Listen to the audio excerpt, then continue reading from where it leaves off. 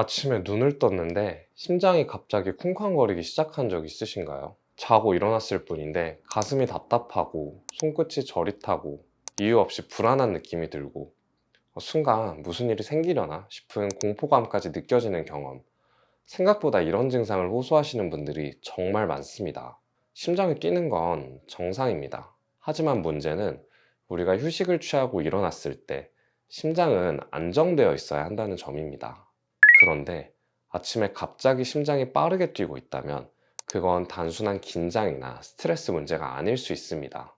당신의 자율신경이 무언가 잘못되었음을 말없이 경고하고 있는 것일지도 모릅니다. 이 증상은 종종 병원에서도 이상 없음이라는 말만 듣고 돌아오게 만듭니다. 혈압도 괜찮고 심전도도 별일 없어 보이고 공복 혈당도 정상이니까요. 하지만 몸은 계속 불안하고 아침마다 심장이 요동치는 이유는 설명되지 않습니다. 이럴 땐 교감신경의 새벽 과활성을 의심해 봐야 합니다. 이렇게 아침에 일어날 때 심장이 과도하게 뛰는 건 단순한 증상이 아니라 당신의 자율신경계가 무너지고 있다는 신호일 수 있습니다. 자율신경계는 우리가 의식하지 않아도 심장박동, 호흡, 소화, 체온, 혈압 등을 조절해주는 자동 항법 장치와도 같습니다. 그 안에는 두 축이 있습니다. 교감신경은 몸을 전투 모드로 바꿔주는 신경입니다. 스트레스를 받거나 운동을 할 때 활발해지는 신경이죠. 반대로 부교감신경은 휴식과 회복을 관장하는 신경입니다. 잘 때, 소화할 때, 몸이 스트레스를 받은 후에 회복할 때 작동을 하는 신경이죠. 이 둘은 마치 자동차의 가속 페달과 브레이크처럼 둘이 서로 균형을 이루는 것이 정상입니다. 그런데 문제는 요즘 현대인의 생활이 가속 페달만 밟고 브레이크는 고장난 상황이라는 점입니다. 수면 부족, 과도한 스트레스, 카페인, 스마트폰, 불규칙한 식사, 이런 것들이 끊임없이 교감신경을 자극하기 때문이죠. 결국 밤이 돼도 몸은 긴장 모드에서 빠져나오지 못하고 뇌는 자야 될 시간에 경계태세를 유지하게 됩니다. 심장은 자율신경에 의해 조절됩니다. 특히 새벽 3시에서 6시 정도의 이 시간대에는 코티솔이 분비되고 교감신경이 올라오는 자연스러운 시간대입니다. 그런데 자율신경 균형이 무너진 사람에겐 이 변화가 마치 폭풍처럼 심하게 느껴질 수 있습니다. 즉, 조용히 흐르던 강물이 갑자기 폭우로 범람하듯이 교감신경이 적당하게 올라와야 되는데 이게 너무 과도하게 활성화되면서 심장이 정말 빠르게 뛰는 것입니다. 여기에는 몇 가지 이유가 있습니다. 첫 번째는 수면 시간의 부족입니다. 잠은 단순한 에너지 충전 시간이 아닙니다.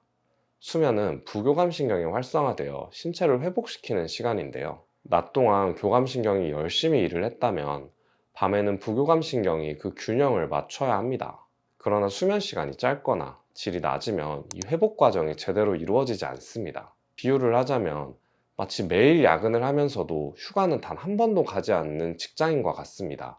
시간이 지날수록 탈진하고 결국에는 업무 효율이 떨어지듯이 부교감신경이 회복할 기회를 얻지 못하면 신체의 복구 능력 자체가 떨어지게 됩니다. 그 결과로 나타나는 게 바로 아무리 잠을 자도 누적되는 피로감, 만성적인 위장장애, 소화불량, 면역력이 떨어지면서 감기나 염증이 잘 생기고요. 정서적으로 쉽게 짜증을 내거나 우울해지는 것입니다. 두 번째는 자기 전 카페인, 음주를 하거나 핸드폰을 너무 많이 보는 것입니다. 잠을 자기 전에는 뇌와 몸이 휴식 모드로 전환돼야 합니다. 이것이 바로 부교감신경의 활성화 시간인데 카페인, 음주, 전자기기 자극은 모두 교감신경을 자극하는 요소입니다. 카페인은 신경 전달 물질을 차단해 졸음을 방해하고요. 음주는 일시적으로는 진정을 시키지만 알코올이 대사된 후에는 교감신경을 오히려 자극합니다.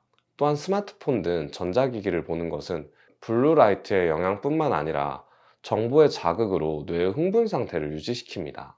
즉, 자야 할 시간에 뇌는 여전히 야근 중인 상태가 되는 것이죠.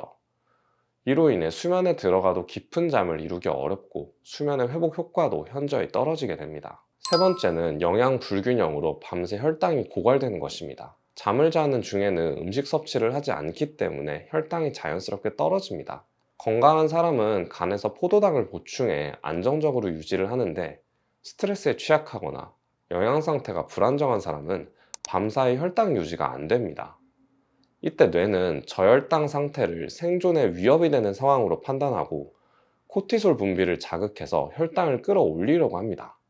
그런데 이 코티솔은 교감신경을 자극하기 때문에 아침부터 몸이 긴장 모드로 시작되는 것이죠. 그렇게 되면 아침에 일어나자마자 갑자기 이유 없이 불안해지고 심장이 과도하게 빨리 뛰고 입맛이 없거나 위장에 불편감을 느끼고요. 짜증, 무기력, 또 감정적으로 기복을 느낍니다. 이는 잠을 자고 일어났는데도 더 피곤하고 불안한 느낌의 원인이기도 합니다. 네 번째는 스트레스에 대한 회복 능력이 떨어진 것입니다. 자율신경이 건강한 사람은 스트레스를 받아도 빠르게 회복합니다. 교감신경이 스트레스에 대응하면 부교감신경이 즉시 개입해 긴장을 풀고 신체를 안정화시키기 때문입니다. 하지만 자율신경 실조가 시작된 사람은 회복 시스템이 무너진 상태입니다.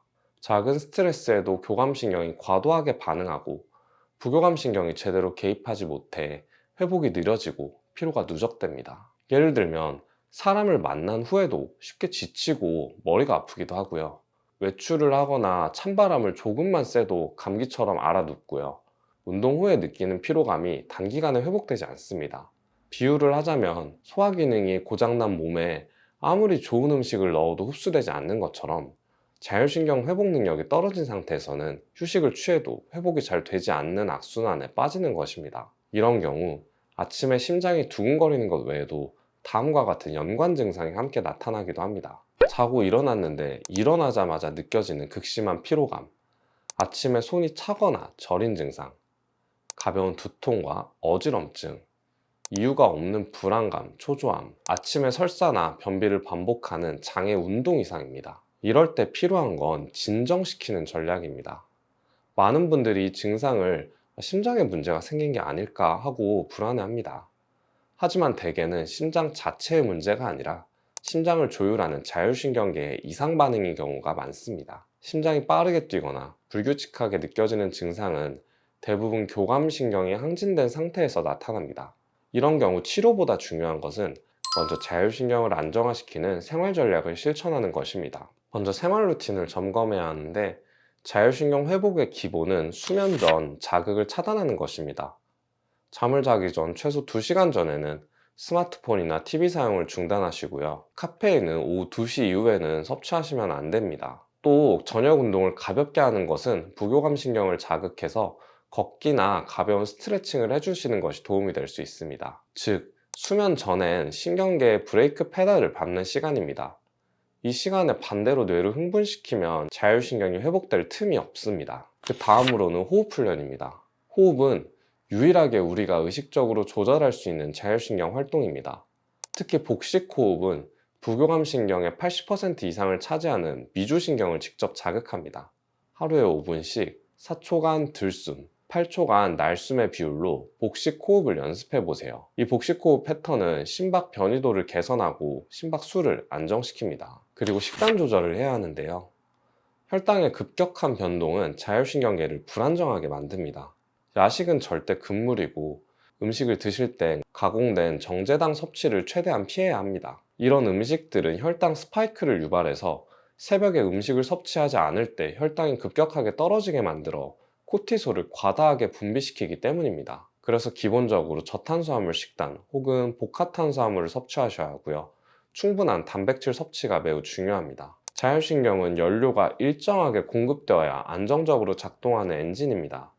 그런데 혈당이 롤러코스터처럼 급격하게 오르내리면 엔진은 무리하고 조절력을 잃게 되겠죠. 마지막으로 영양제입니다.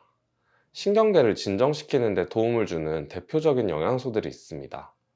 첫 번째로 마그네슘은 신경의 과민성을 낮춰 불안, 긴장 완화에 도움이 되고요. 비타민 B군 중 특히 비타민 B6와 비타민 B12는 신경 전달 물질의 합성과 관련이 있고 스트레스 저항성을 향상시킵니다. 그 다음으로 태아닌은 녹차의 성분으로 뇌의 알파파를 유도해서 뇌를 이완시키는 작용이 있습니다. 그래서 집중력은 유지하면서도 이완감을 주는 독특한 성분입니다. 당신의 몸은 늘 신호를 보내고 있습니다. 아침에 심장이 요동친다면 그건 단순히 불안해서가 아니라 당신의 회복 시스템이 제대로 작동하지 않는다는 자율신경의 경고일 수 있습니다. 이 신호를 무시하면 언젠가 더 큰 경고로 돌아올 수 있거든요. 하지만 이 신호를 제대로 이해하고 조절해 나간다면 심장, 뇌, 그리고 소화와 수면도 다시 평온함을 찾을 수 있습니다. 자율신경은 고장난 게 아닙니다. 다만 쉼없이 달려온 당신이 잠시 브레이크를 밟지 못했을 뿐이에요. 지금부터라도 천천히 다시 조율해 보시면 다시 예전처럼 건강을 찾으실 수 있을 거라고 생각합니다. 오늘 제가 준비한 영상은 여기까지고요. 영상이 도움이 되셨다면 구독, 좋아요 꼭 부탁드립니다. 저는 다음에 더 좋은 영상으로 돌아오도록 하겠습니다. 지금까지 한의사 박원장이었습니다.